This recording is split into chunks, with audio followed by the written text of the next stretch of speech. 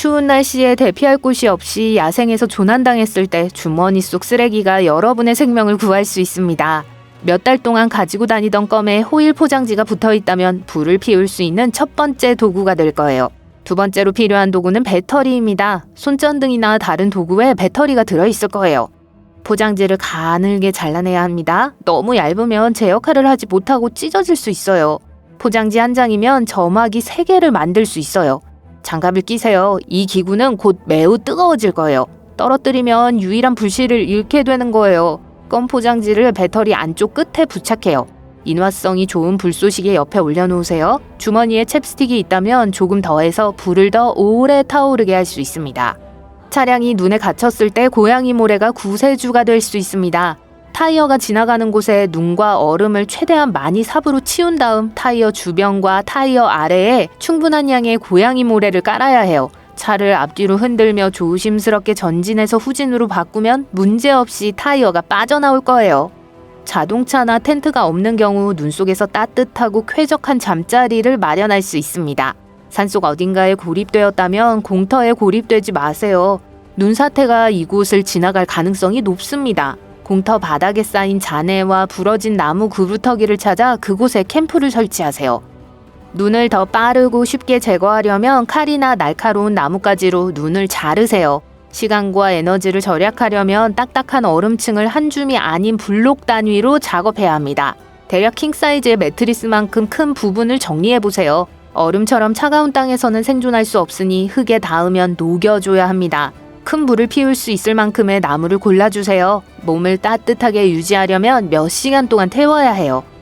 주변에 소나무가 있으면 지방목을 쉽게 찾을 수 있어요. 소나무 수액이 가득한 말린 나무 말이에요. 이미 알고 있는 방법으로 나무 구루터기에 불을 피울 수 있습니다. 수지가 며칠 동안 타오를 거예요. 그리고 여러분을 찾는 사람들을 위한 신호탄으로도 사용할 수 있습니다. 눈 속에서 대피소를 파고 싶지 않으신가요? 골풀이 도움이 될 수 있습니다. 속이 비어있고 물에 뜨기 때문에 원하는 모양으로 쉽게 만들 수 있어요. 눈이 내리면 구부러지기 때문에 도구 없이도 그 안에 인간 둥지를 만들 수 있습니다. 터널을 만들었으면 마른 풀을 가져와 단열재로 사용하세요. 튼튼하고 두꺼운 벽을 만들 수 있도록 충분히 준비하세요.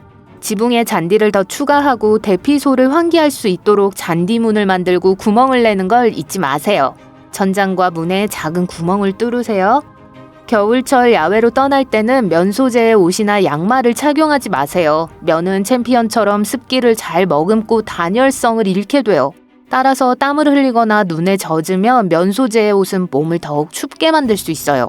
대신 방수 기능이 있는 겉옷과 함께 여러 겹의 합성 섬유 옷을 입으세요.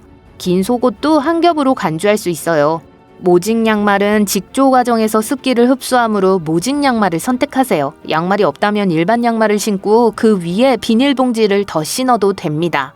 아무리 맛있어 보여도 얼음이나 눈을 먹지 마세요. 눈을 녹이는 데는 섭취하는 것보다 더 많은 에너지가 필요하기 때문에 탈수 증상을 일으킬 수 있어요. 눈이나 얼음을 물병에 담아 스웨터와 위도 사이에 넣어두세요. 체온이 천천히 하지만 확실하게 눈을 액체로 바꿔줄 거예요. 속도를 높이려면 양동이나 냄비에 물을 넣고 불 위에서 녹여보세요. 솔잎을 충분히 모아서 각 끓인 물에 떨어뜨리면 솔잎차를 만들 수도 있어요. 이 음료에는 면역체계가 생존하는 데 필요한 비타민과 항산화제가 풍부하게 함유되어 있어요. 소나무 뿌리로 대피소의 일부를 묶거나 요리할 때 음식을 고정할 수 있는 밧줄을 만들 수 있습니다.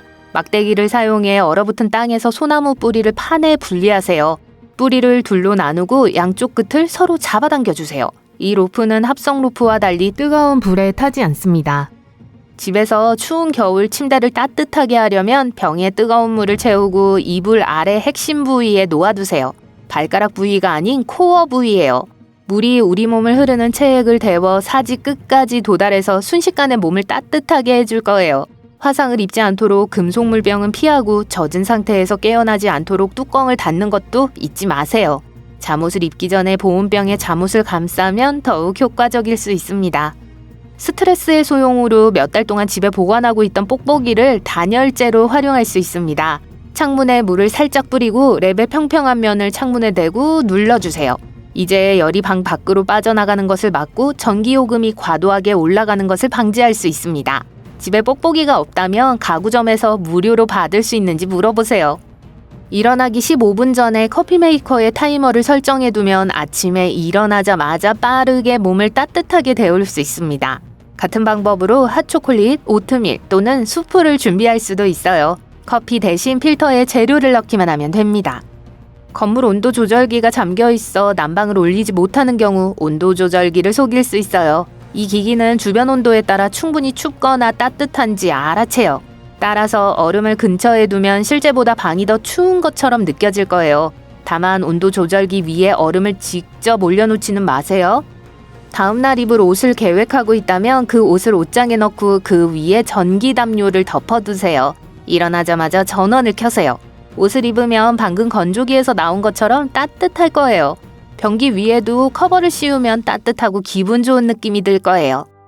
뉴스에서 큰 폭풍이 다가오고 정전이 발생할 가능성이 높다는 소식이 전해지면 욕조에 물을 채우세요. 전기 워터펌프가 있다면 작동이 되지 않아 곧 물이 떨어질 수 있습니다. 주유소도 전기로 운영되므로 폭풍이 오기 전에 자동차 탱크에 비상연료를 채우세요. 폭풍이 몰아치고 집 안에 갇히게 되면 보온복, 따뜻한 셔츠, 스웨터, 단열 바지, 모직 양말 등 따뜻한 옷을 여러 겹 입으세요. 손을 통해 열이 빠져나가지 않도록 장갑도 잊지 마세요. 창문에 어두운 담요를 걸어 열을 차단하세요. 문과 창문이 잘 닫혀 있는지 확인하고 그 아래에 수건을 깔아 외풍을 방지하세요. 지하실은 지면에 비해 단열이 잘 되어 있어 하룻밤을 보내기에 좋은 장소가 될 수 있습니다. 전원이 다시 들어오면 주 전원 스위치를 켜기 전에 모든 가전제품과 전자기기를 점검하세요. 전원 서지로 인한 손상을 방지하기 위해 플러그를 뽑아두어야 해요.